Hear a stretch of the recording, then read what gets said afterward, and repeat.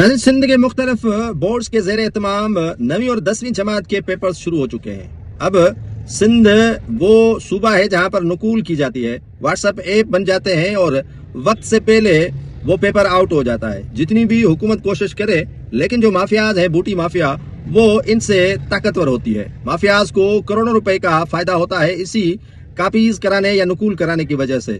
اب سندھ کے مختلف جو ڈویژنس ہیں، ان میں جو بورڈز ہیں، میرپور خاص، سکھر، لاڑکانہ، حیدرآباد، نواب شاہ سمیت سندھ بھر میں جو پیپرز لیے جا رہے ہیں 9ویں اور 10ویں جماعت کے، وہ وقت سے پہلے آؤٹ ہو جاتے ہیں۔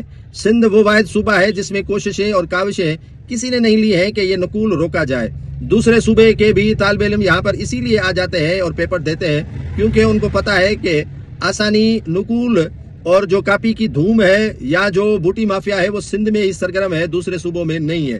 اب حکمران دعویٰ کرتے کرتے تھک گئے ہیں کہ جو ہے وہ ہم ان انتظامات کو گہری نظر سے دیکھ رہے ہیں اور نقول نہیں کروا رہے ہیں، لیکن آج میں آپ کو دکھا رہا ہوں کہ اندر جو ہے ان کو واٹس ایپ موبائل کا استعمال بھی کرنے دیا جا رہا ہے طلباء کو، اور ان کے جو پیپرز لیے جا رہے ہیں ان سے ان کے جو ہے وہ بورڈ کی جانب سے جو سوال نامہ دیا جاتا ہے وہ پہلے ہی ان کے پاس پہنچ جاتا ہے۔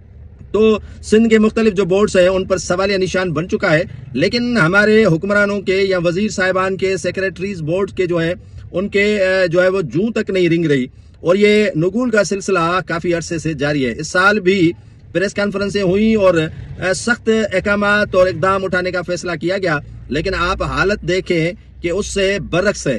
کاپی بھی جاری ہے اور نقول بھی کیا جا رہا ہے کھلے عام سرے عام، اور جو پیپر وقت سے پہلے آؤٹ کیا جاتا ہے اور وہ واٹس ایپ ایپ پر مہیا کیا جاتا ہے۔